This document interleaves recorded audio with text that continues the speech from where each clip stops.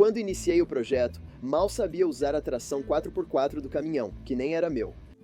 Precisei pegar emprestado do meu pai porque nem tinha o equipamento certo para chegar ao meu rancho. Um ano depois, possuo 2 veículos 4x4, um reboque de equipamentos, um trator de esteira e muitas ferramentas para dar suporte a tudo isso. Este canal não é sobre equipamentos, mas sobre criar uma floresta no deserto e o que é preciso para isso. Não contei muitas coisas para vocês neste canal e até escondi algumas falhas. Não escondi essas falhas por medo, só queria tempo para refletir sobre o que significavam e onde se encaixam no quadro geral. Acredito que, ao mostrar minhas falhas, ao tentar construir uma floresta no deserto, alguns de vocês também vão acreditar que podem fazer o mesmo. Desde o começo, as histórias do pó sempre tiveram 3 partes: água, plantas e logística. Esses sempre foram os problemas desde o início. Eles sempre vão ser os problemas. Água não significa necessariamente água potável. Mesmo estando a 2 horas da cidade, é fácil colocar água em um Intermediate Bulk Container e levar no meu reboque. Água para mim é a água no solo, onde as plantas a buscam nas raízes. Este é o episódio de um ano, que marca um ano de esforço ativo para planejar e construir a floresta no deserto. Voltando a fevereiro do ano passado para te atualizar. Uau, olha como o solo está úmido. Olha, isso é tudo. Isso na verdade vem das raízes, mas sim, o solo tem um pouco de umidade ali. Legal. Isso é uma boa notícia. É incrível. Isso foi duro pra caramba, mas lá embaixo você tem algo profundo, um solo profundo. E esse é o ponto de você cavar desse lado e daquele lado. Os solos vão ser diferentes. As condições serão diferentes. Só saberei deixando as coisas crescerem. Então é melhor testar algumas áreas diferentes e não apostar todas as minhas fichas no lugar errado. É, com certeza. O maior sucesso do ano foram as banheiras de terra, onde plantei várias plantas. Plantei sorgo, feijão calpi e mais algumas outras.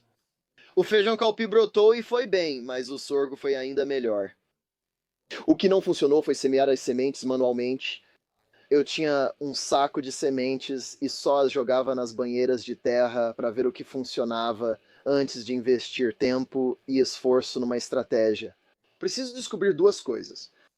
Primeiro, como conseguir uma floresta. Segundo, como fazer esse projeto se pagar e não virar um buraco de dinheiro. É necessário obter retorno econômico dessa atividade. Tudo bem não saber o destino, mas esse caminho precisa de um fim. Projeto interessante. Encontrei isso, na verdade, em 2022. Chama-se 1 bilhão de agave. Foi iniciado por agricultores de subsistência em Guanajuato, México, pessoas que vivem modestamente com cerca de 1 hectare de terra, equivalente a 2,5 hectares.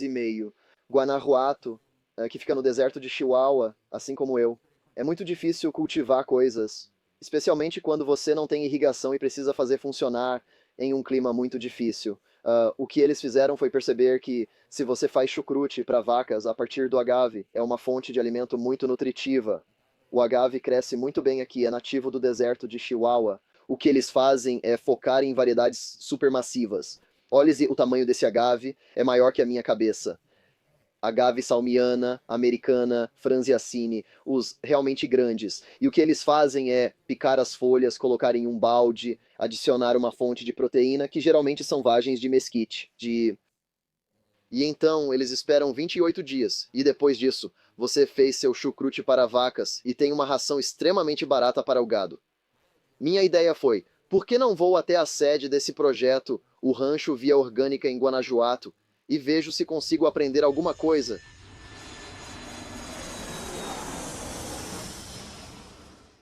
Bom dia a todos, estou na Via Orgânica. Acabei de ter uma reunião com a anfitriã aqui e ela organizou praticamente uma sessão de educação o dia inteiro para eu aprender tudo sobre esse sistema de agave e mesquite. Eu, obviamente, já conheço todos os benefícios e li tudo online, mas o que eu preciso é do passo a passo. Então ela vai me levar ao pomar, mostrar todo o processo do começo ao fim, e eu espero poder voltar para o Texas e aplicar o que aprendi aqui no meu pequeno pedaço do paraíso no deserto. O que é isso? É agave samiana. Samiana, ok. Aqui estão os mescaleiros ou tequileiros, comuns no norte. Como o agave azul, para tequila. Sim, Sim. E aquelas Yorta e agave martinata, o mel delas é bem doce. Olha, daquele lado também estão os magueis, que são outra variedade. Isso é agave? Isso é agave, parece uma espada. E essa é outra variedade. E aquela branca, se você perceber, é muito mais clara. Agora estamos a caminho de ver a área de plantio onde os campos de agave estão sendo estabelecidos. O plano é organizar com Sean, Aaron. Aaron, prazer em conhecê-lo. Nós vamos fazer um canteiro de agave. Nós vamos fazer um canteiro como este. Sim. Este aqui tem cerca de 2 meses. As agaves começam a brotar. Sim. Você viu? E esses têm 1 ano de idade. Só um ano? 1 ano. Uau. Gira entre 7 e 12 anos aproximadamente. Sim, é o tempo de vida de um agave. Uau, é muito tempo. Você quer ver as sementes e se quiser plantá-las? Sim, por favor. E minha primeira pergunta é: posso comprar sementes orgânicas? Talvez a gente possa vendê-las para você. E essas têm 2 anos de idade. Uau! Então essas agaves elas têm apenas 2 anos de idade. E as primeiras que eu vi tinham 2 meses. E o segundo canteiro tinha lá apenas 1 ano. E então nós limpamos e preparamos o solo, depois adicionamos matéria orgânica para a nutrição. E por último, um pouco de feno. Tudo bem?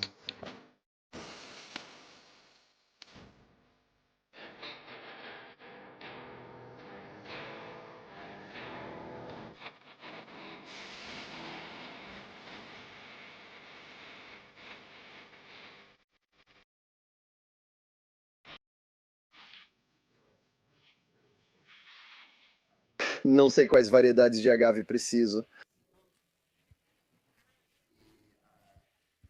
Além disso, no método de propagação, o que é melhor, sementes ou raízes? É muito mais rápido com os tigelos.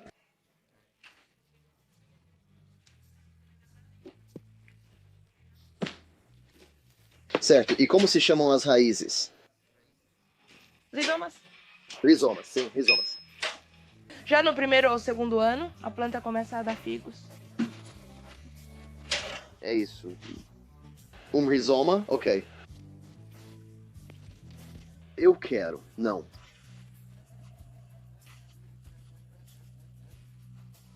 Então você vê que é um pequeno bebê de agave, e aí você pega esses rizomas e os planta no solo. Espero aprender aqui. Vamos preparar camas de sementes e plantar rizomas, pois crescem mais rápido. Mostrei camas feitas de rizomas já bem avançadas. E o mais interessante é que em 2 anos você já pode colher as pencas do agave para silagem, mas normalmente isso ocorre em 3 anos.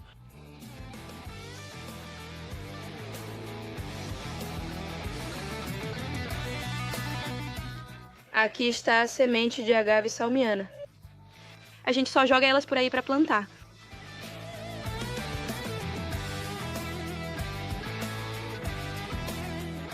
O que acontecerá em 1 mês?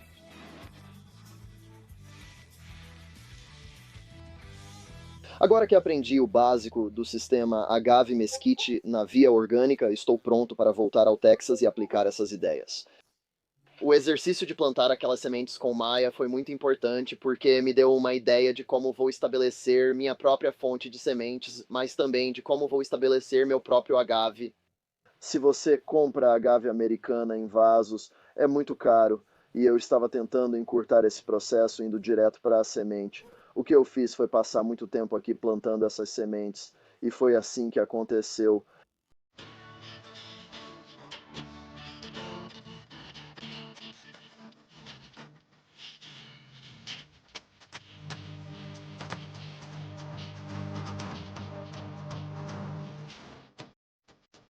Nunca nos meus sonhos mais loucos eu imaginei que plantar cerca de 3.500 sementes resultaria em 0 germinações.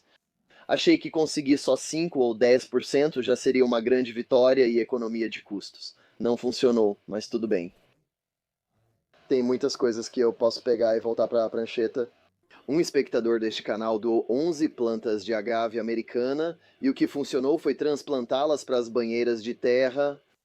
Mesmo após todo o trabalho, eu tive uma planta que sobreviveu. E o motivo foi que Caio me enviou algumas plantas muito jovens, o que é incrível. Fiquei tão feliz em recebê-las. As mudas jovens não têm como sobreviver. Você precisa de uma planta um pouco mais madura se ela for passar por aquela fase de desidratação para se estabelecer em um novo solo antes de conseguir se desenvolver. Mas é muito, muito trabalho perceber que você tem um agave crescendo na propriedade. Agave americana. Na verdade, eu tenho toneladas de lechuguila, que ela é um tipo diferente de agave. Provavelmente não vale a pena tentar colher a lechuguila. As pancas, as folhas do agave são pequenas demais. Mas com a agave americana é algo que eu quero fazer daqui para frente, mas percebi que comecei o projeto 1 bilhão de agaves, pensando que esse seria o principal resultado, que seria o jeito de começar, se a agave precisa de muito mais ajuda para se estabelecer.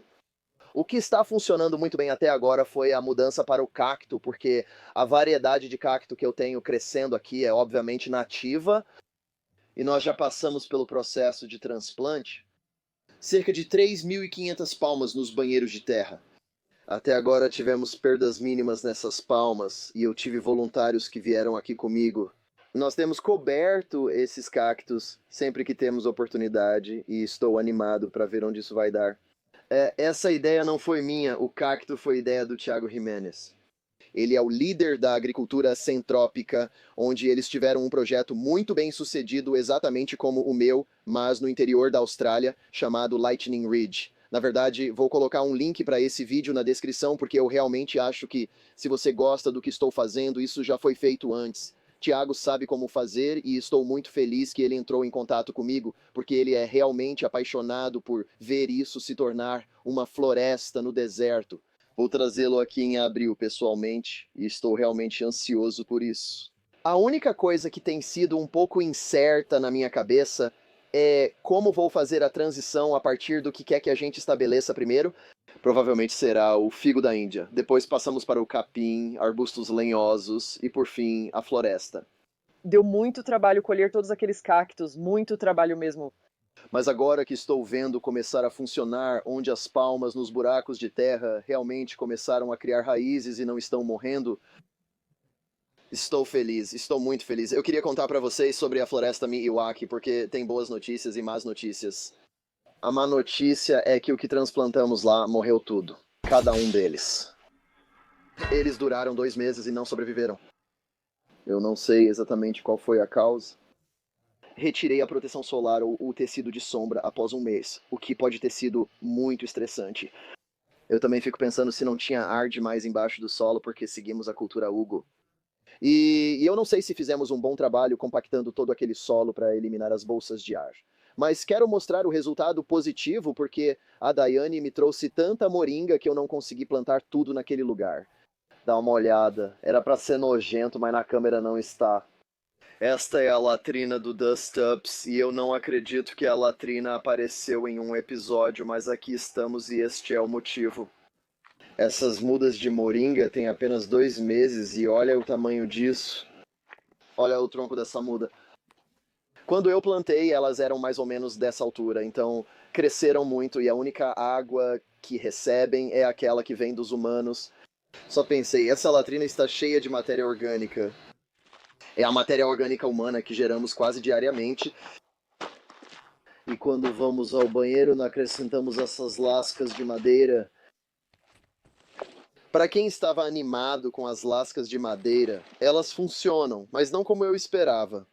Então, o conteúdo real de matéria orgânica no solo é mínimo e mesmo assim temos a moringa crescendo. Nas banheiras onde não plantamos cactos, acho que realmente há um argumento para enchê-las pela metade de novo, mas com um uso muito, muito pequeno e criterioso de aditivos orgânicos e lascas de madeira. Espero pegar aquela lição da moringa da latrina e aplicar aqui. Eu organizei as casinhas de cachorro que comprei no leilão. Agora elas estão aqui graças a voluntários que trouxeram enquanto eu não estava. Tudo está organizado no pátio. O que eu quero fazer com esse pátio é ter um jardim concentrado. Acho que a forma mais rápida de conseguir sombra nesses prédios para o próximo verão é com moringa. A moringa se saiu muito bem, mas vai precisar ser protegida porque o gado percebeu que o Beco da Pomba, onde estou fazendo todo esse trabalho, é único. É protegido e o vento diminui mais da metade. E é um lugar natural para se proteger do sol. Todas as encostas voltadas para o norte estão naturalmente cobertas de grama. As encostas voltadas para o sul, maioria, precisam de ajuda. Posso pegar essa mesma lição da moringa da latrina, onde sei que tem algo a ver com a matéria orgânica, a atividade biológica e a matéria orgânica depositada, que realmente deram à moringa aquilo que estava faltando na Rugelkultur para que ela se saísse bem aqui fora. Este local bem aqui, na verdade onde meu amigo Daniel estacionou o caminhão dele, podemos ter uma bela horta, pois é uma área tão pequena que faz sentido trazer cavacos de madeira, chá de composto e biochar para realmente fazer essa área prosperar. Pode ficar muito bonito. Agora que sei que esses prédios estão prontos, vão atender minhas necessidades imediatas. Estou ansioso por um pouco de verde e por ter uma área pequena o bastante para valer a irrigação. Estou animado para começar. Ainda falta um pouco de trabalho, como cavar uma vala para a fiação elétrica. Quero bagunçar o lugar antes de realmente começar a ativar a biologia. Isso deve ter uns 75 metros quadrados, talvez uns 90 metros quadrados. Não medi, só colocamos os prédios e estimamos, e estou muito feliz, parece casa. Se gosta do que faço e curte o projeto, tire um segundo para curtir e se inscrever. Construir uma floresta no deserto, no lugar mais isolado do Texas, exige logística. Todo mundo que assiste a isso, obviamente, tem como valor central o cuidado com a terra e o reflorestamento do deserto, mas se você vai reflorestar o deserto, você precisa de infraestrutura. E eu comecei de uma folha completamente em branco. Quando cheguei aqui, dormi em uma barraca, uma pequena barraca dobrável, e fiz isso por quase um ano, vindo aqui a cada 6 semanas há 2 meses. Quando consegui a barraca Drash, foi um upgrade. Não é bem estar em casa, mas só de sair da cama, ficar em pé e ter meus remédios na mesa já é bom. São pequenas coisas que a gente realmente dá como certas. E agora, aqui fora, no inverno de janeiro, onde acabei de passar por uma grande tempestade de poeira, em outras partes do vale tivemos ventos constantes de 80 km por hora.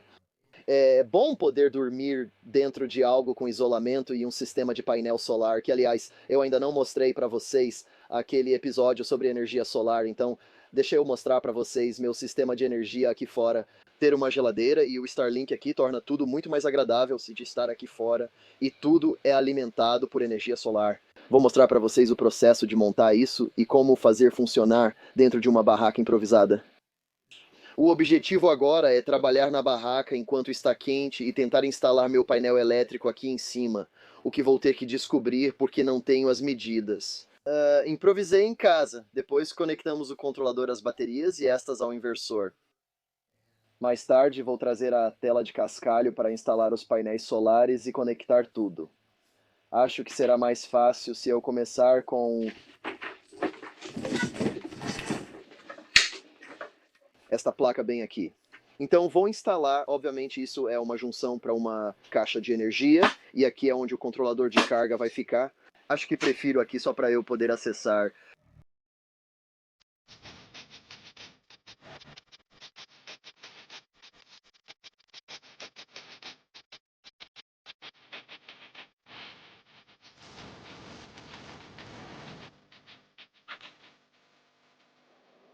Parece que não carreguei totalmente a bateria, mas funciona. Bom, agora tenho energia e posso ligar direto no inversor, que vou colocar na caixa para proteger da água. Tenho energia no meu inversor, então agora posso fazer a parte divertida, que é ligar o Starlink e carregar as coisas. Estou muito empolgado, pois agora posso avançar para a próxima fase improvisada do projeto. Uso o meu caminhão para trazer minha peneira de cascalho, pois ainda não tenho equipamentos pesados.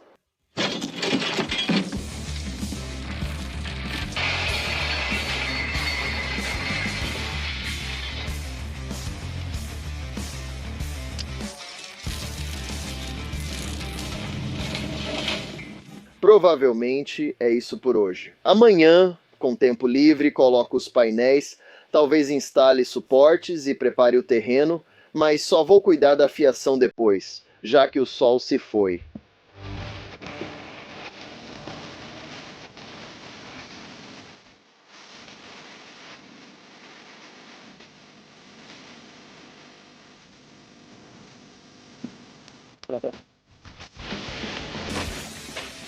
E agora vou ligar o controlador de carga novamente e só garantir que tudo está funcionando. Vire isso para quente. Lá vamos nós. Carregando. Incrível, porque esses são 6 painéis de 100 watts. Você pode pensar, poxa, você tem muito mais energia do que realmente precisa. Mas o que vou te mostrar é que já faz um mês e posso te mostrar alguns dos problemas que surgiram e por que eu acho que, na verdade, eu poderia usar um pouco mais de energia. Então agora eu estou aqui às 2 horas da tarde. Normalmente isso estaria em torno de 12,7 volts. Tem estado nublado quase o dia todo e sem muito sol nos painéis é difícil recarregar, consumindo só uma carga base de cerca de 122 volts. Então tem a geladeira, né, que está desligada agora, e também o Starlink, que normalmente consome cerca de 40 watts, mas entre a geladeira ligando e desligando e o Starlink puxando de 30 a 60 watts o tempo todo, é basicamente isso que esse sistema tem energia suficiente para rodar de forma consistente em todas as condições climáticas. O único outro problema que tive desde que instalei foi que quando cheguei aqui tudo estava desligado e o que aconteceu foi que o disjuntor desarmou. Talvez eu esteja usando um disjuntor pequeno demais. Quero dizer, agora é de 10 amperes e eu preciso perguntar para alguém que entende mais de sistemas solares se devo usar um fusível maior ou não. Mas isso é algo relativamente fácil de mudar. Se a eletricidade cair, não é um grande problema. Só significa que eu não recebo atualizações do tempo em tempo real, mas fora isso, realmente não é um grande problema. Mas estar aqui tem sido muito bom. Eu tenho minha geladeira onde guardo queijo, molho e um pouco de refrigerante, condimentos para sanduíche, só coisas bem básicas. Assim posso ficar aqui mais tempo sem buscar gelo. Você pode ver que é onde sento, ao lado da minha tela de cascalho, onde montei todos os painéis solares. Foi bem aqui que você acabou de ver, ao lado da tenda Drash. E eu consegui conectar isso ao meu Suburban porque a Tacoma vai ser substituída e arrastei isso direto para a posição voltada para o sul. E eu sei que está voltado para o sul porque bem no topo da montanha Eagle tem uma pequena cúpula branca que não aparece na câmera, mas que fica quase exatamente ao norte, com uma diferença de poucos graus. Mas deixa eu te mostrar a configuração elétrica que eu tenho e te dar um rápido tour pelo meu quarto, então. Fiquei um pouco enrolado e na próxima vez trarei um colchão. Tenho prateleiras com remédios e por enquanto o equipamento elétrico está em cima. O controlador de carga será montado acima do painel de ar-condicionado e a caixa de fusíveis ficará aqui também. Preciso furar alguns buracos aqui para não deixar cabos espalhados. Tenho filhos, embora já não sejam tão pequenos. Meus filhos têm 7, 10 e 12 anos, mas mesmo assim eu não quero que eles fiquem puxando cabos elétricos. Mas a gente vai ligar tudo isso relativamente em breve, vai estar funcionando antes do verão chegar, eu prometo. E eu já fiz um serviço meio preguiçoso para garantir que as noites de 25 graus não me congelem até a morte. E o que eu fiz foi pegar aquela lata de espuma expansiva. Tampei alguns buracos. Tampei buracos na saída de ar. Essa casinha de cachorro costumava ser uma lavanderia no campo de petróleo, então por isso ela tem todas essas saídas de ar, o que na verdade foi ótimo, porque a maneira como eu trouxe a eletricidade para o prédio foi direto pelas tomadas do secador. Vou te mostrar essa outra aqui, é mais do mesmo. Na verdade não fizemos nada com ela, além de colocar um catre para Daniel, que está me fazendo um favor e operando o meu trator agora. Então colocamos um catre e tem algumas prateleiras, mas agora está tudo vazio. E o principal que me anima é que podemos usar a tenda Drash para os voluntários, assim temos um espaço comunitário dentro de casa onde todo mundo pode fazer uma refeição e se proteger do tempo ruim. E se for um grupo menor, Algumas pessoas vêm pra cá e ficam uma semana e prefiro que durmam em casa. Não faz sentido passar esse tempo em barraca se não for preciso. Agora temos um trailer de escritório móvel que por enquanto funciona como cozinha. Ainda não decidi o uso futuro, mas já instalei uma estação de água. Essa é minha mesa de refeições. Normalmente eu tenho minha cadeira aqui, onde eu sento para comer minha refeição. E aí eu cozinho aqui. Tenho alguns suprimentos, mas isso aqui também faz aquecimento e resfriamento e é isolado, né? O que é ótimo. Em breve, quando eu tiver tempo, o que provavelmente nunca acontece, mas espero que seja logo, vamos tirar isso aqui dos trailers ou eixos da casa móvel. E assim que tirarmos dos eixos, podemos colocar em cavaletes, vai ficar um pouco mais estável. E depois, a longo prazo, posso colocar em blocos de cimento e colocar um rodapé em volta, aí vai ficar muito melhor isolado. A gente não vai ter o ar embaixo soprando o tempo todo. Enquanto conversamos, é início de janeiro e cerca de 3,5 hectares foram escavados. 2,6 são banheiras de terra e o restante são novos terraços que construí. Mas talvez vocês ainda não tenham visto esse episódio. Às vezes esqueço a ordem de lançamento. Há terraços construídos, tem a represa pronta, preciso parar de chamar de lagoa e agora vamos trabalhar no vertedouro. Já marquei tudo para hoje à tarde. Nós estamos prontos para começar quando o Thiago vier em abril. Vamos ter um grupo grande aqui. Vai ser um seminário pago. Não tenho nada para ensinar, mas o Thiago é o especialista. Se você tiver interesse em participar, acesse dustupsranch.com e inscreva-se na newsletter, esse seminário. Nós vamos realmente seguir o sistema centrópico e vamos fazer tudo do começo ao fim. Nós vamos aplicar biochar nas áreas em terraço. Vamos preparar chá de composto. Vamos plantar cactos e criar um sistema para garantir o sucesso. Obrigado por assistir.